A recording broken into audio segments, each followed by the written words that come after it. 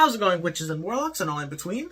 I'm the Wizard of What, and, since Marvel Studios has taken their sweet time getting the Blade movie off the ground, Ryan Coogler just came along and said, "Fine, I'll do it myself."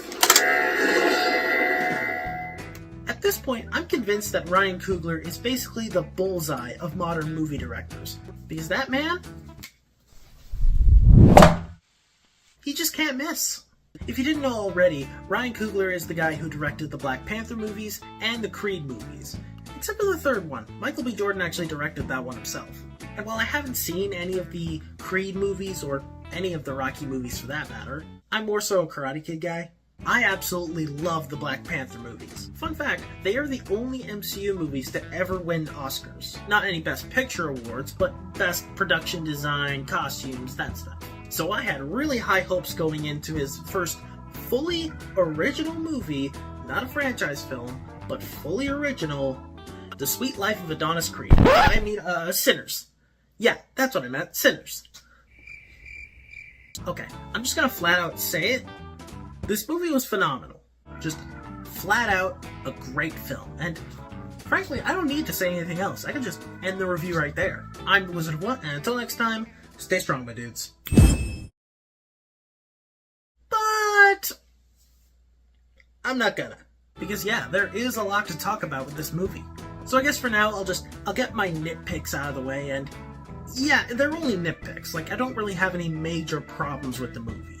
So the only major nitpick-ish is that the first third of this movie is a little exposition heavy. Just a tiny bit. It was a little hard to follow towards the beginning. But then once it gets to the nightclub, which these brothers are setting up, that's when the movie actually starts, easing up a little bit on the exposition. But honestly, really, that's where my nitpicks end. I know it's only one, but this movie's too good. So the first thing that really stood out to me about this movie is the performances. Of course, we've all seen in the posters and the trailers is that Michael B. Jordan, he gives another good performance.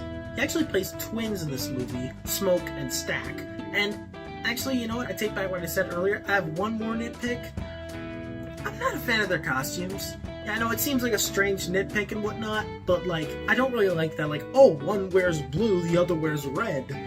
That was a little silly to me. But again, nitpick, it more than makes up for that with the effects. It really looks like there's two Michael B. Jordans in the same scene. I was struggling to find the seam that separates the two, because it's pretty seamless. And of course, like I said, his performance is really phenomenal. He makes it seem like these two are separate people, but not to an exaggerated degree. One's all grumpy, and the other's cool, dog. And he has good chemistry with a lot of the characters in this movie, like their cousin Sammy, played by Miles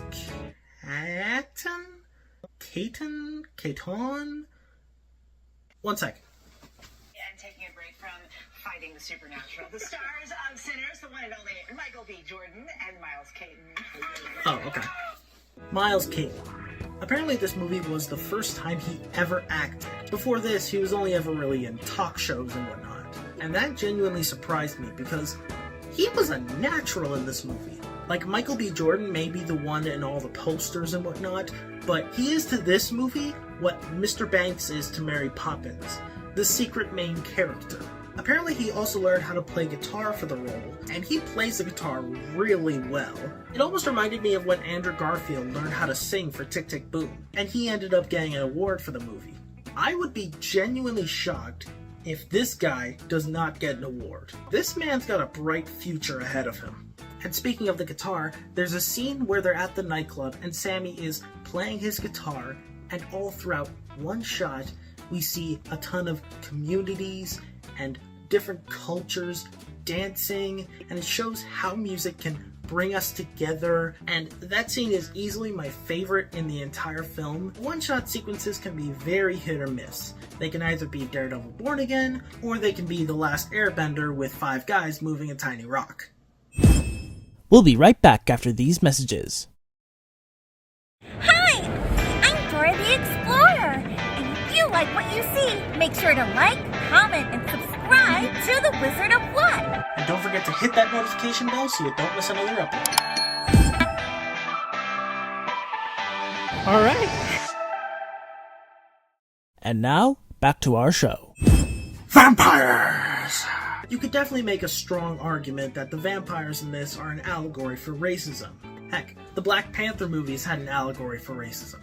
But it doesn't feel preachy. It doesn't feel like it's waving a finger at you. Avatar. And it also helps that the vampires are pretty creepy. Apparently they were inspired by the wolf character from Puss in Boots: The Last Wish. Mainly with their eyes. You see how freaky his eyes are, and then you see how freaky the vampire's eyes are. They're very similar and freaky in the best way possible. If you haven't seen Puss in Boots: The Last Wish, what are you doing? Go check it out. It's a great film. I guess peak inspires peak. Also, if you think the film looks very grainy, that was intentional because the film was shot with, well, film. Both this and Christopher Nolan's Oppenheimer were both shot using actual film. It was to give it that old school cinematic aesthetic that we don't really see a whole hell of a lot of nowadays. Don't get me wrong, I have nothing against digital cameras, green screens, or any other techniques used in modern filmmaking, but something about using actual film in movies, just, it hits differently, you know? So yeah, I love the hell out of this movie, so I'm giving this movie a 9 out of 10. It just hit all the right notes. Also, Marvel, if you're watching this, get Ryan Coogler to direct the Blade movie. I know I made a joke about that in the beginning of the video, but I'm being serious. Ryan Coogler should direct the next Blade movie. It is still happening, right? Question of the day. What is your favorite Michael B. Jordan performance? I know this is a basic answer, but I absolutely love him as Killmonger. That clip in the film where he says, "Hey auntie," it just lives in my head rent-free. Let me know which one's your favorite. I'm the Wizard of What, and until next time, stay strong, my dudes.